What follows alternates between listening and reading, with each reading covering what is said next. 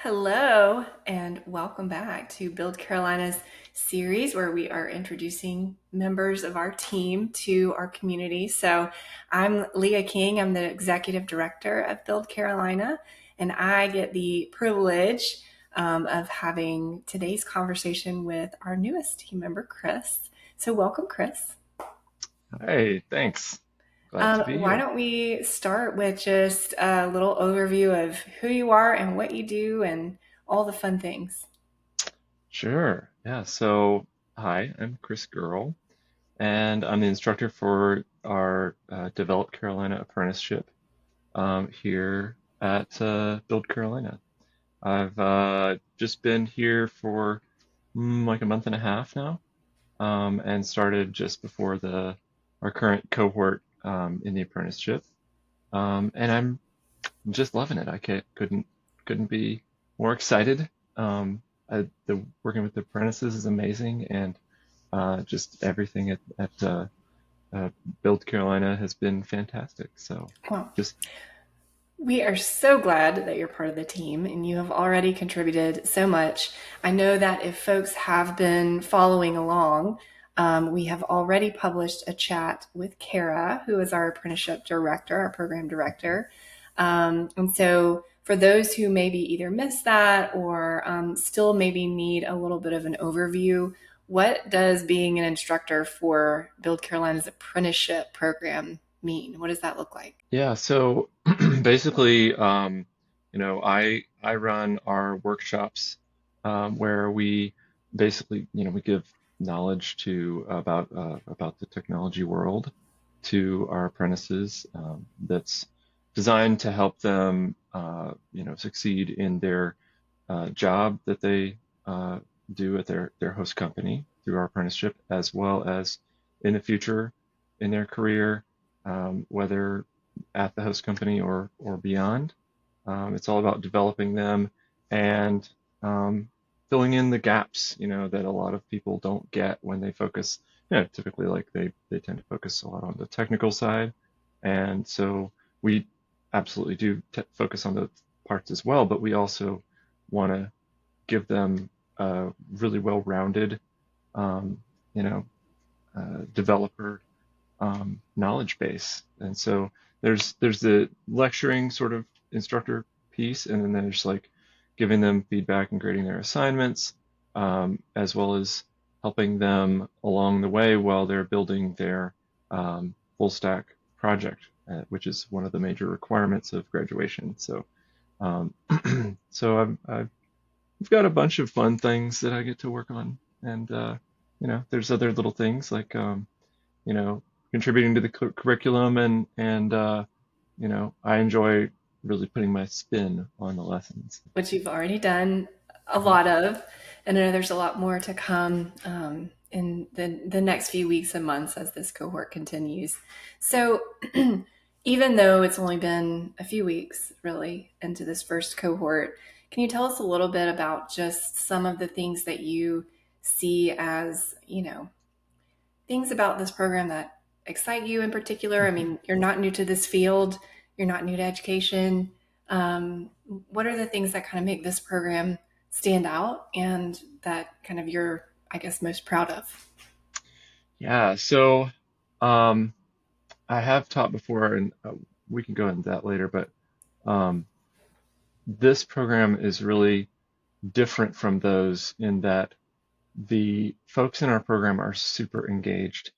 Um, not that I haven't seen that in prior teaching, but you know, a lot of teaching roles are for students who have to be there for some reason. And um, our, you know, one thing that's really unique and I enjoy is that everyone chose to be here and they are highly invested in this and they really want to succeed and that shows. So to me, one challenge that presents is like, am I presenting it well? Is it useful stuff? Is it clear? Am I, um, you know, for instance, I tend to talk a lot. So am I talking on too long and overloading them with information versus like giving them too much too quickly, which could be like oh well, that they don't retain anything. Um, so yeah, that's been a really exciting thing.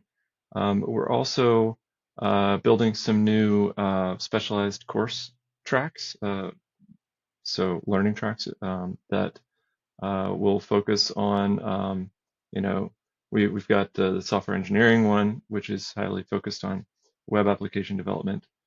We've also got data analyst track, and we're developing that as it's going on, which is really fun. And we're planning on two new tracks in cybersecurity and cloud computing and infrastructure, which is fantastic and super exciting to be a part of. So that's really I'm looking forward to continuing to work on those. Oh man, there's so much to look forward to. Now, you mentioned a couple of little pieces of your story, but I'd love to hear a little bit more and share with the folks who are watching. How did you get to be here with us, and sort of what your background is? One of the things that I personally am really proud of, that I think is the differentiator of all the programs that we do at Build Carolina, is that our instructors are practicing developers, practicing technologists, leaders really in the field. And that is true for you as well. So I'd love to hear a little bit about your path. Yeah, so my software career, well, let's see, I got my degree in computer science many years ago. Seems like forever ago. Um, but I won't worry about how long it's been. The uh, the thing that I guess has been part of my journey is just that it's never been the same. I started out in systems and Linux systems administration, as well as data analysis development, and then moved to a bigger focus on web applications. Then not too long after, um, became sort of a manager, and then followed that track into directing, and then eventually did some CTOing as well. So I've been through a lot of different uh, you know perspectives in the software industry, both in um, you know public sector as well as the private product teams and things like that. And last year, I kind of took a step back from that after a intense startup experience, which I am very thankful for. But it made me go like, what do I really want to do? And so I took a break and I started teaching more. And which brings us to now, kind of. So I taught as a volunteer at a language school for some years, teaching Spanish online. And so just to do something with my time last year, I did a lot of tutoring and teaching. Eventually, got a job at a charter school here and taught as a temporary teacher, um, uh, as a high school Spanish 2 teacher. So that was a whole different journey and really fantastic experience in itself. I didn't really feel like I was gonna, that was the right move to be a classroom teacher forever, but um, found this as a nice middle ground. So I get to use all my software and technology industry knowledge, and also my teaching itch gets scratched too. So and it's really I didn't know that I would like teaching so much, to be honest. So I'm you know just going on the journey and enjoying it. It's Well, fantastic. you're clearly a natural at it. And I think part of that is, well, there's many reasons for that, but part of that is just that it's also your passion. And so, one of the things that I think is cool about just being part of this field is that there is literally no end to what you can learn, and there's hmm always new stuff. Um, is there anything in particular that you're interested in learning about right now? Hmm. Gosh, so many things. Um, I have been playing a lot with Google APIs, and because we use some of their tools here. And so I'm working on a project right now to uh, automate setting up Classroom, Google Classroom, and creating assignments and things like that to give our learners a more consistent experience there. But I'm also constantly looking at new stuff. I have some little projects with friends that dabble in AI and LLMs that they're really passionate about, and so they've gotten me into it. That's pretty interesting, and just gosh, it's hard to say honestly. Like I like doing random stuff with Terraform. I've always kind of felt myself drawn towards infrastructure and DevOps automation. So I've spent a deal of time in that space as well. So you know, just kind of this and that. I don't know. I like gluing little pieces together and finding the ways that we can connect things and automate them. That's really fun for me. Well, I could talk to you about this all day long.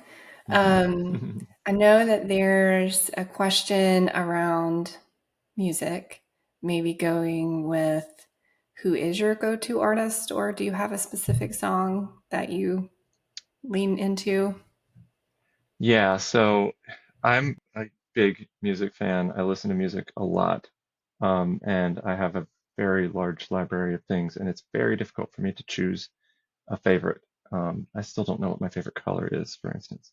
But so warning here, it's weird, and I have a long answer, but I have just kind of like, if I had to pick a go-to genre, it would probably be like experimental music, which is sort of like to say anything that challenges our expectations of what music is supposed to be.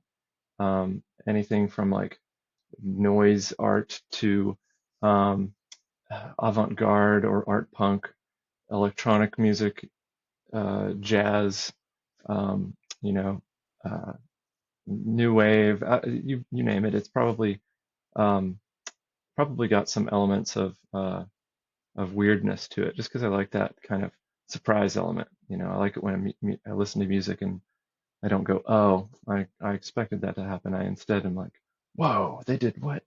Oh, that's mind blowing. So also like funny stuff. So like Weird Al, who doesn't, people who don't take themselves super seriously are always a go-to for me. And there's this band called Clowncore that I really like. That's very tongue in cheek. They're sort of like uh, they're pretending to be like a hardcore metal act with like clown masks and very edgy sounding music, but they're actually really intricate jazz musicians. And they have all these little nuances in the music, and it's fantastic. I got to see them live not too long ago, so I guess they might be my one artist, but they're not the favorite. I don't know. How do I pick? I don't Okay, I'll know. have to look them up. I will do that, though. That's my promise. Well, Chris, in our last couple of seconds, if somebody is coming to this video and maybe they're meeting you for the first time or just hearing about Build Carolina for the first time, what is something that we haven't talked about yet today that you would want them to know? Well, a lot of people ask me, is your hair really purple? And yes, it's sometimes hard to see, but it is uh, purple, or sometimes it decides to be blue or something else. But it's true. It's really, really purple. Makes a statement. We love it. Thank you Yeah. so much for sharing just a little piece of your story with us today, Chris. We're so glad you're part of the team.